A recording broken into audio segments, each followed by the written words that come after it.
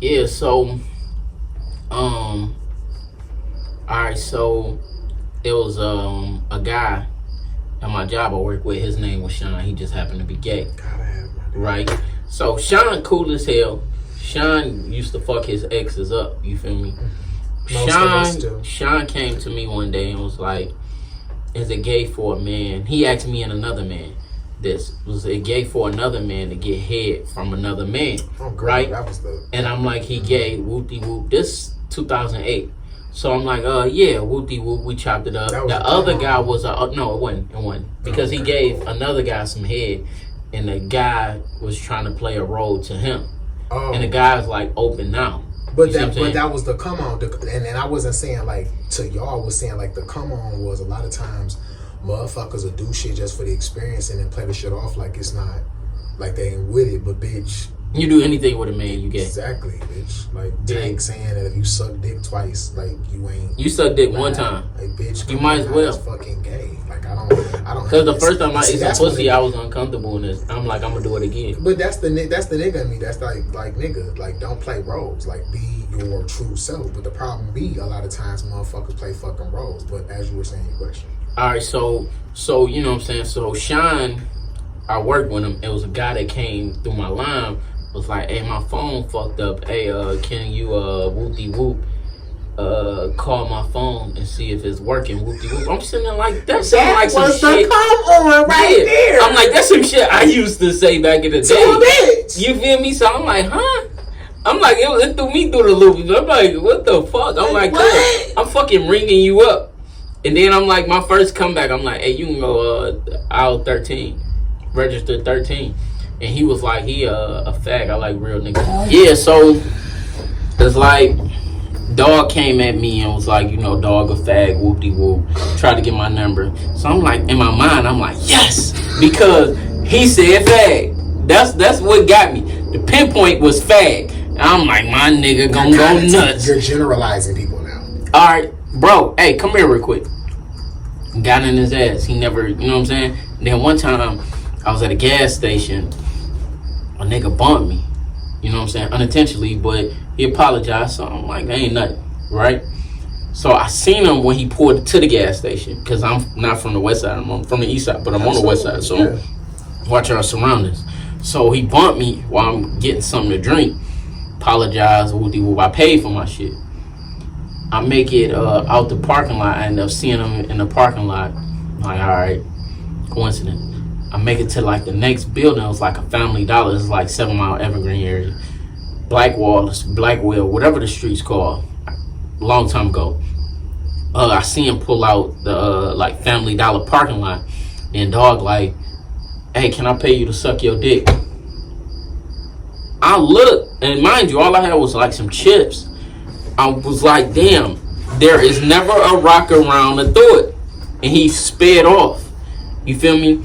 So it was like shit like that, and then it was like shit like from Crush Spot that used to occur. So it's like, okay, I ain't gonna lie, like Crush Spot is different. And yeah, Crush Spot is Crush Spot. So it's like Crush. Because Crush Spot is like niggas be in a room trying to pay for pussy, and but that's back in the day. And this is today. I'm not on Crush Spot today, so I'm not either. I'm just saying the things that I've seen, you know, the things that I've heard. Yeah, so then there was another situation where gay guy asked me to come to his birthday party, but I don't know dog like that. You feel me? So I'm with my ex then, one of my exes prior, you know what I'm saying? And she like, yeah, you know, you should come. Ain't gonna be like that, whoop-de-whoop. I'm familiar with you. I'm familiar with dog at work. I'm familiar with my brother and different guys I know that are gay. But I don't know him. Understanding. Yeah, I don't know him. Mm-hmm. You see what I'm saying? So we for future reference, anytime that ever comes up, call me and I'll roll with you. Yeah. You know? So I'm going off that, right? So we just chopping it up. So I'm like, all right, cool. Mind you, I done been at little small little gatherings with him playing cards. He brought one of his dudes through. I was with my ex. This chick who house it was, she was with her dude. We play cards, we joke, we drink. You feel me? So Fast forward, I make it to the party. Excuse me. We about to leave. Everything went good.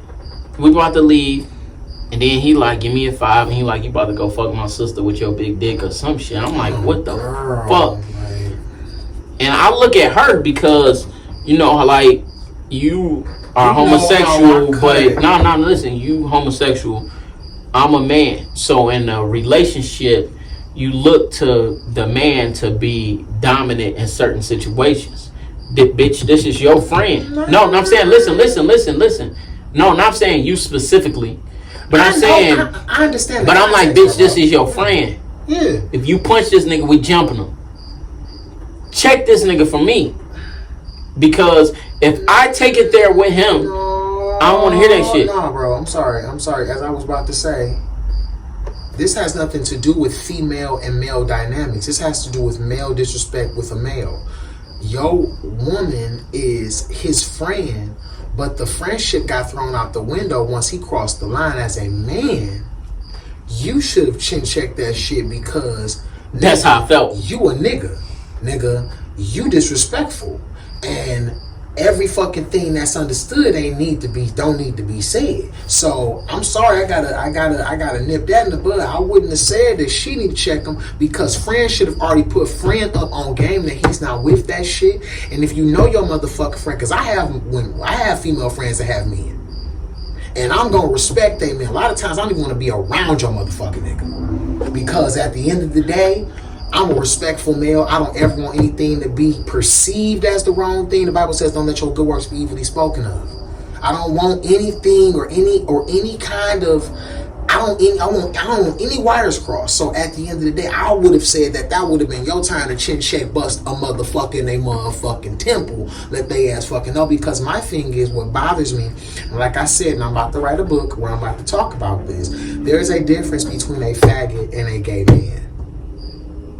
A gay man can respect another man. I respect your motherfucking preference. You're gonna respect me.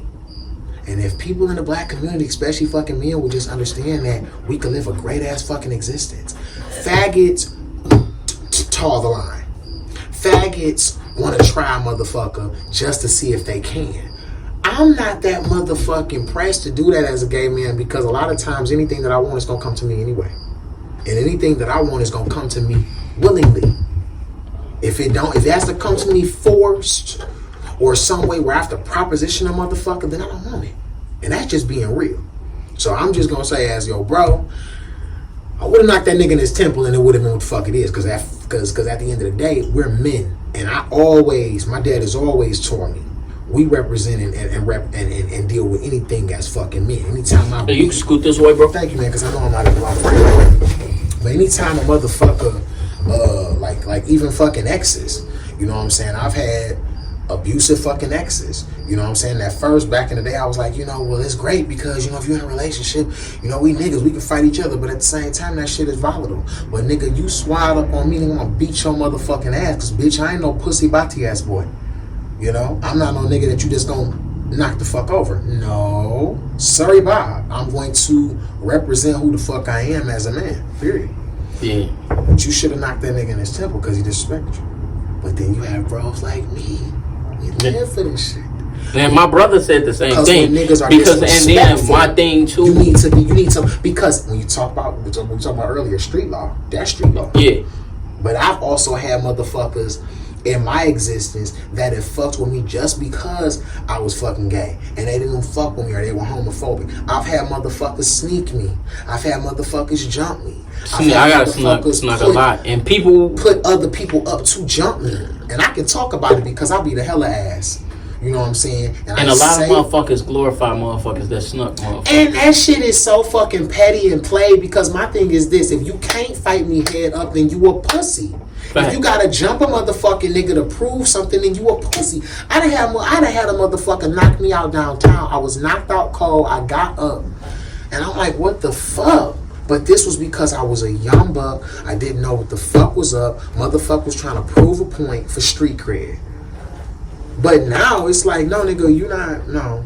Because I'm rolling, I'm paying attention where I'm at. I don't, and I hate that a lot of times my anxiety gets in the way. A lot of times my shit too. My anxiety keeps me from even fucking with most people. I must say this on the record. It's a lot of people. You invited me to your party, bro, and I have to tell this to you. I didn't even come to your fucking party one time, a few times. Yeah, you had to party because my anxiety is bad. I've had experiences where you go to a motherfucking party and then this motherfucker don't like a motherfucker because they motherfucking gay, and then I gotta beat a motherfucker ass or bust a fucking bottle on the motherfucking nigga head because this motherfucker tried to try his motherfucking luck with a nigga that was about that life. I don't like that, but I'm learning and I'm going through therapy to learn. Every situation is not like that. It's not always like that. You get that wine. Yeah, I feel that because, you know what I'm saying? Because it's not always like that. Because it be situations where it's like, and when I invite, we cool, we chopped it up about it. But my situation on that is like. But I hate that. If you my guest, if I invite you to my party, you coming to my house. Mm-hmm. That's how I look at it. I don't give a fuck if it's not at my house. You gonna respect who the fuck I invite because I invited them for a reason. They welcome here. You feel me? So my thing is with that too is like me, I'm heterosexual. Can't nobody ever say I did some gay shit. You feel me? Like, no, I'm just saying it's niggas out here that got, like, you know, too much time on their hands and too much to prove and too much bitch ass fucking qualities. But a lot of niggas that's bitch made, and I've learned bitch made too. But it's a lot of niggas on the down low. That's what I'm saying when I say a nigga can never say I did anything in that realm. Yeah. You feel me? I know gay people, and I know women that's in relationships with dudes who did gay shit, and I consider them gay. Just like you would consider a woman that ate some pussy. No, I'm different because I would consider a nigga that has had gay situations but has a bitch as bi. I would do the same thing as you. Okay, because you're on the other side of the fence. And then also, I'm a sociology major. I look at things from a sociological perspective. I don't judge anybody. I'm not trying to judge. Because ultimately, I understand that we all have had situations. We all have sexual proclivities that are very diverse and varying. But what I thank God about, like in sociology has allowed me to see things for what they are. Every motherfucker's different.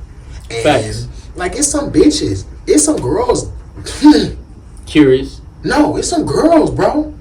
I tell my brother this. It's some girls that be, making me look that way. But that's it. I'm gonna look that way. I'm gonna stay true to self. No, see, the guy that I was telling you about, him, right? He was saying, like, because me and him chopped it up about preferences and shit. And he was like, it's apple and oranges. And he was like, some people like apples over oranges because apples are popular. But then and some people like... We live in a world, not to cut you off, where there's apples, oranges, plums, and pears. No, but when he was saying it, it was more simple. It was more so like on A, B. But life now but some people, I'm saying, listen. So you got the motherfuckers that like apples and oranges. You got the motherfuckers that prefer oranges, but also would deal with an apple.